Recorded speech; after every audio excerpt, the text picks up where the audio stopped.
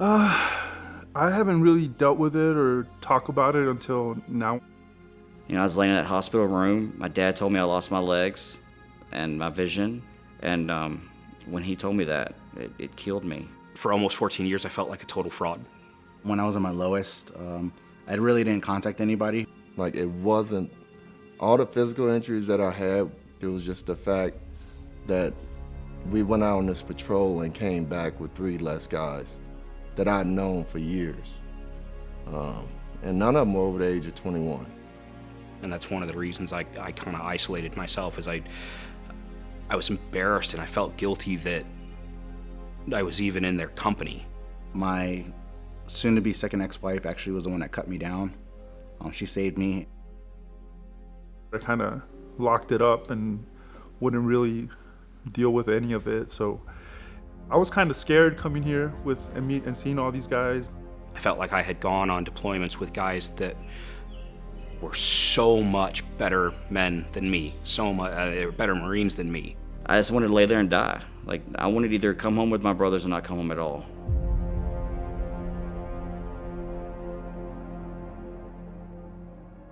My name's Daniel Renshaw. I'm a corporal in the United States Marine Corps.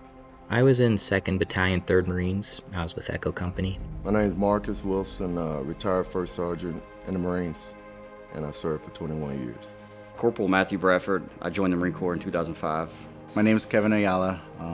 I was a sergeant in the Marine Corps. Corporal Pete Jones, served in the United States Marine Corps, 2nd Battalion, 3rd Marines, Echo Company, from 2004 to 2008.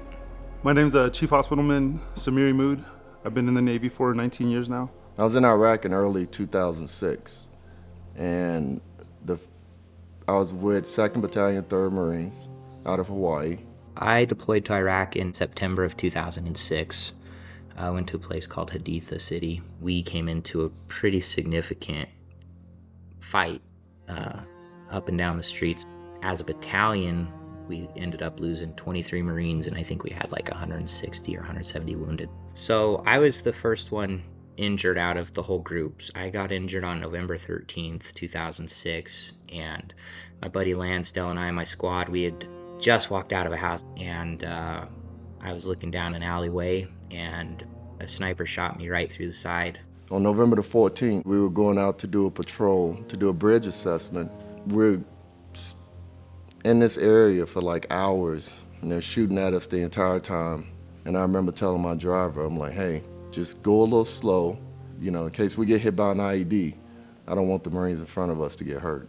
The bullet went through my liver, my diaphragm, it came in under my arm, came out my back. And then it's just boom, big explosion. And in my mind, I'm thinking like, I'll be able to walk away from this and I'll be fine. And but I couldn't move anything. I hear Lansdale yell, Renshaw's hit, and I hear him running towards me. And so he grabs onto the back of my jacket, and I stand up with him and run, and he puts me in this little building. So I'm kind of hanging with the seatbelt inside of the vehicle, what's left of it. The entire front of the vehicle was gone, and it was just the rear part of the vehicle that I was in that was left.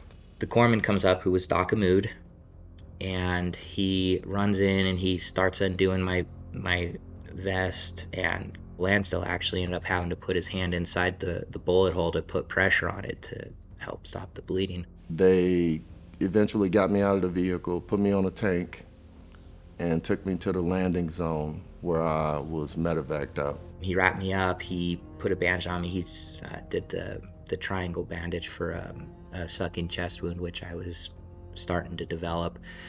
And they stood me up and walked me outside. They'd called a medevac. There's a gunfight going out in the street. I looked down and my leg was just not there above the boot. And I was like, okay, they need to find it. They can put it back on, I'll be okay. And then we're sitting there waiting for the helicopter, and my buddy Gonzo, he was one of my best friends at the time. Him and I had been through everything together in Afghanistan. And I asked them, I'm like, hey, what about the other guys? Are they okay? And they're like, yeah, everybody's fine. We just got to get you out of here. And I'm headed to the LZ, the landing zone, so they can medevac me out of there. And while I'm on the tank, I hear him say, hey, make sure he doesn't know, but the other 3 guys didn't make it. and I just can't walk on my own anymore at that point. I just lost so much blood. So Gonzo puts his arm over me and helps walk me to the helicopter, and as I'm getting there, all the rotor washes pushing all this sand out. So he reaches over and he covers my eyes, and then he puts me on the helicopter, and he says, "Hey man, I'm glad you're going home." I said, "Yeah, me too." The next day, Marcus blew up. Gonzo was also in his Humvee and died. Prior to that, I actually felt really good. And once I heard that, it's just reality hit. All the pain, that intense burning feeling where my leg used to be, it was just terrible. I ended up with 2 broken arms, which I have a plate in each one, broken left hand, fractured 5 vertebrae in my back, fractured my femur, I have a rod in there, broke my tib and fib, I tore my ACL, broke most of the bones in my ankle, broke 6 ribs, and punctured both of my lungs. And the left leg was missing. You have this standard about you being a Marine where it's like, I'm not going to be the one to let my buddies down. And even throughout all of that, like, it wasn't, all the physical injuries that I had didn't really bother me too much. It was just the fact that we went out on this patrol and came back with 3 less guys that I'd known for years. And none of them were over the age of 21. And so every interaction, every time you cross the street, every time you walk past a crater, every time somebody shoots at you, it's just, you know, you're living up to that expectation that 250 years of Marines behind you have set the example for. I absolutely did feel responsible for them. You know, I've gone to Afghanistan with those guys. I know their families. One of them was married, had a baby on the way, and he's one of the ones that ended up getting killed. So when I got to Iraq in 2006, it was starting to heat up really badly. We were in Al-Assad getting ready to go into Haditha, and on average, the first 40 days we had a casualty. We all lived in the same little building, broken down building. That's how we became real tight. You know, we'd read our mail, we'd clean our weapons, we'd play PSP football. You didn't care anything about the outside world. I mean, we were living real close quarters, all together, patrolled together, and did everything together. Every time we went out, I felt like we got into another firefight. It was just, you know, rounds just zinging over your head, and, you know, ambushes and IEDs and all this stuff, and, you know, it got normal. Bradford and Ryan Irving were running the point, and then me as a corpsman always get paired up with the squad leader, 50 yards back where Bradford was. When you left the fob, you didn't know who was coming back with you, if you're even coming back alive. You know, we were just patrolling down along the street, along the palm groves that they used to call it. I was joking around. I was like, I can't wait to get some action today. And I remember turning around just to check my back, which is customary. Patrol a few feet, you turn around, walk backwards a little bit, turn back around. And I saw a white bag that was leaned up against a tree off to the right in the palm groves, about 30 yards from the ditch. I saw the command wires, and it detonated directly beneath me, sending shrapnel into both my eyes and removing my left leg. At one of the points where I turned around, I just heard the blast and kind of raining down gravel. So I was going in and out of consciousness, and I was just laying there. I heard my squad leader, you know, calling in for QRF. And I seen the smoke kind of clearing up a little, and I dropped my rifle and ran to Bradford, and he was sitting in the lane in the middle of the street. Walked up, and I just got to work, put 2 tourniquets, one on each of his legs. We got called up for QRF.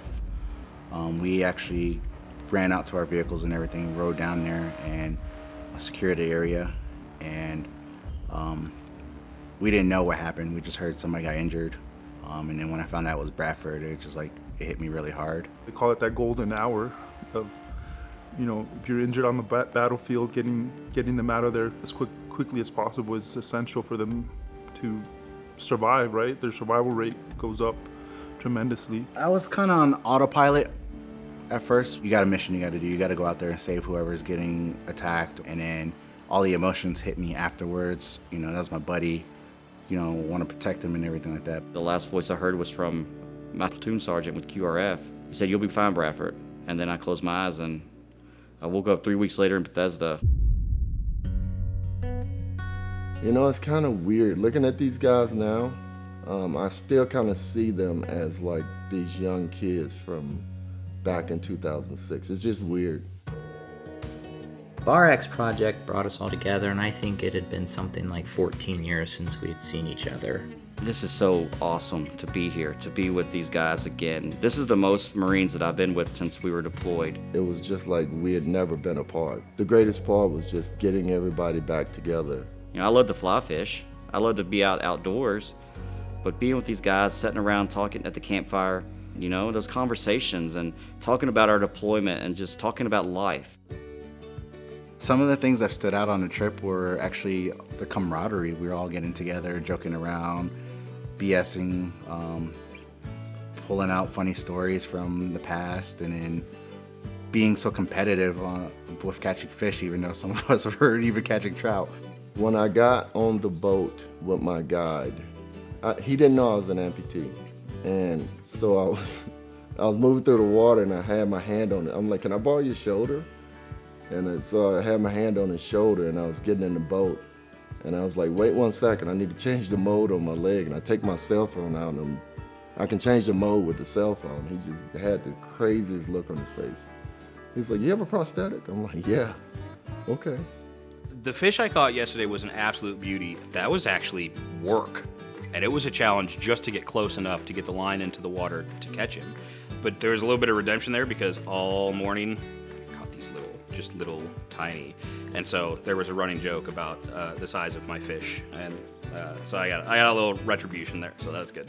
I think it's more easier for me being visually impaired because I got the line in my hand and I can feel when it bites. But I just love the adrenaline behind a brown trout or a rainbow trout and the fight of it, you know, and it's just, I've learned to, you know, you slow down and you got to fight with it a little bit, you play around with it a little bit, and then, you know, when it stops bucking, then, all right, reel it in a little bit more.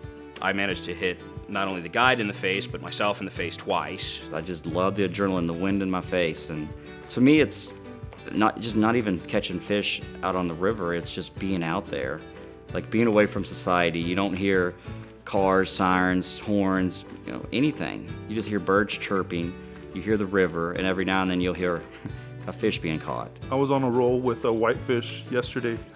I think our guide said I probably had the record of the most whitefish someone's caught on his boat. So I think I got like 7 of them. I caught 1 trout and like 7 whitefish. That was pretty funny. And yeah, I just had an awesome time, and fly fishing. First time that I was bringing in a rainbow, and I didn't think it was so close to the boat. And I whipped the fly rod back one more time, and I shot the rainbow trout right over the boat. And it looked like Free Willy jumping over the rock wall.